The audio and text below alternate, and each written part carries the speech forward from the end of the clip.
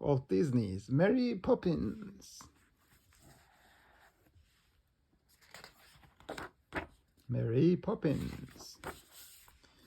It was morning on Cherry Tree Lane. Admiral Boom had shut off his morning cannon to give the day a proper start.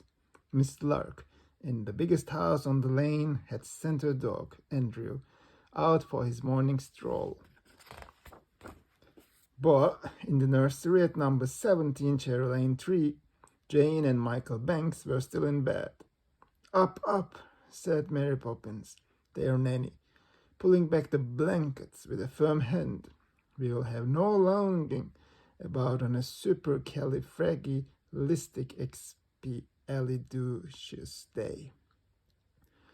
Supercali what? Mary Poppins asked Michael. Close your mouth, Michael. We are not a caught fish. Supercalifragilisticexpialidocious, of course. If you can't think of a word that says just what you want to say, try supercalifragilisticexpialidocious. And it just describes today. That got Jane and Michael up and dressed and breakfasted in record time. Out to the park we go, said Mary Poppins, hurrying them into their hats and coats. Spit spot this way. Supercalifragilisticexpialidocious, sang Jane and Michael as they marched along the lane. They almost bumped into Mary Poppins when she stopped to speak to Andrew, Miss Lark's little dog. Yip, yap, yip, said Andrew. Slower, please, said Mary Poppins. I can't understand the word you say. Yip, yap, yip, said Andrew slower. Again, said Mary Poppins. Yip, yap, said Andrew. Yes, of course, said Mary Poppins. I'll go straight away, and thank you very much. Yep, said Andrew. Then, taking Jane and Michael by the hand, Mary Poppins started off the day Andrew had come. What did he say? Asked Jane. He said you're welcome, said Mary Poppins. But what else did he say? Jane insisted. I don't think he said anything at all, said Michael crossly. And I thought we were going for a walk in the park. There's been a change of plans, said Mary Poppins. Come along, please. Don't straggle. She led them at a brisk pace down narrow, twisting streets they had never seen before. Then she stopped at the door of a small house. Rap, rap, went the parrot's head handle of Mary Poppins' umbrella. The door was opened by Mary's friend, Bert. How is he? Mary Poppins asked. Bert shook his head. Never seen him like this, he said. And that's the truth. Mary Poppins led Jane and Michael inside the house. They found themselves in a large, cheerful room. In the center stood a table set for tea. Bless my soul, gargled a voice rich with chuckles. Is that Mary Poppins? I'm delighted to see you, my dear. Jane and Michael looked about. They could see no one else in the room. Uncle Albert, you promised not to go floating around again, she said, and she seemed to be speaking to the ceiling. Jane and Michael looked up. There in the air sat Mary Poppins' Uncle Albert, chuckling merrily.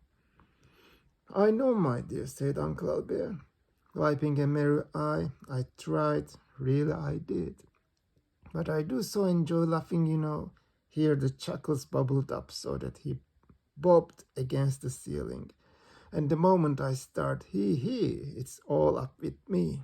To the children he whispered, it's laughing that does it, you know. Jane and Michael were trying hard to be polite. They kept their faces straight, but first the laughter sparkled out of their eyes. Then it bubbled up their throats. They began to chuckle.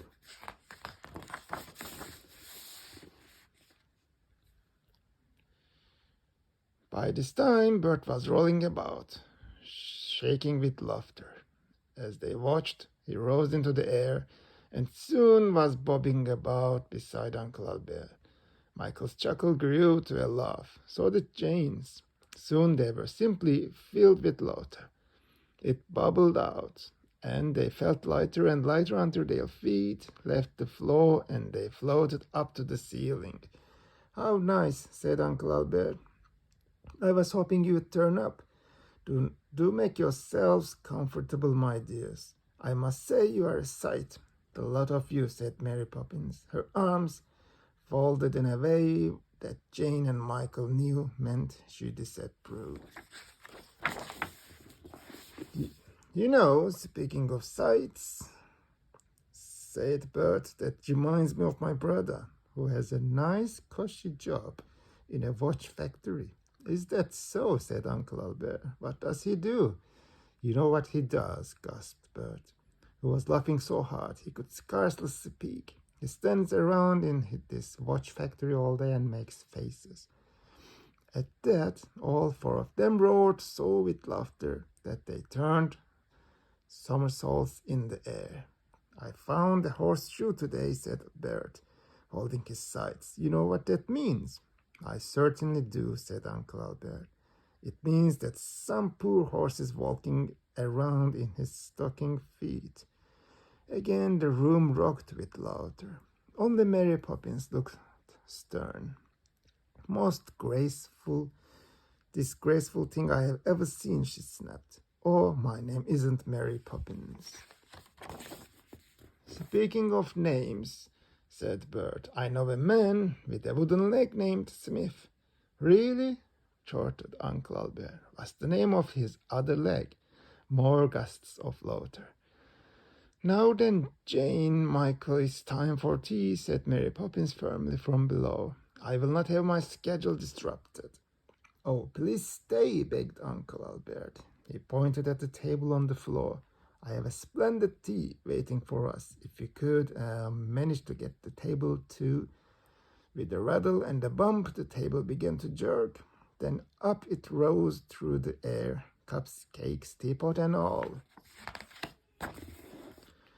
"Oh, splendid, splendid, thank you, my dear," said Uncle Albert. Then to Michael and Jane, "Keep your feet back, my dears. Wash the cups and mind the jam. Next thing, I suppose you'll be wanting me to pour," said Mary Poppins with a sigh. And up she floated, neat as you please, without so much as a smile. The others still laughed and bubbled about as Mary Poppins poured and passed the tea, with milk for Michael and Jane. "Thank you, my dear," said Uncle Albert. "I'm having such a good time. I wish you could all stay up here with me always." "We will jolly well have to," Michael grinned. "There's no way to get down." "Well, to be honest," said Uncle Albert, "there's a way. Just think of something sad, and down you go." "But who could think of anything sad?" They chuckled at the very idea. "Time to go home, Mr. Mary Poppins' voice, crisp and firm, but cut sharply through the laughter. And suddenly, that said thought, down came Jane and Michael, Uncle Albert and Bert, bump, bump, bump, bump on the floor. "Goodbye," said Michael. "We'll be back soon." "And thank you," said Jane soberly. "We have had a lovely time." Oh dear, Uncle Albert was sobbing as he waved goodbye. "It makes me so sad to see them leave." Back home, Jane and Michael tried to tell their father about their adventure. "We floated in the air and had tea on the ceiling," Jane began. "And there was this man with a wooden leg named Smith," Michael broke in. "Poppins," cried Mr. Banks, "what is the meaning of this?" "Children will be children," sniffed Miss Mary Poppins. "And these two are up past their bedtime," spit Spot, and she marched them off to the nursery, muttering, "The very idea." Michael and Jane just looked at each other. "Anyway," said Jane, kicking off a slipper, "it was a supercalifragilisticexpialidocious day." The end.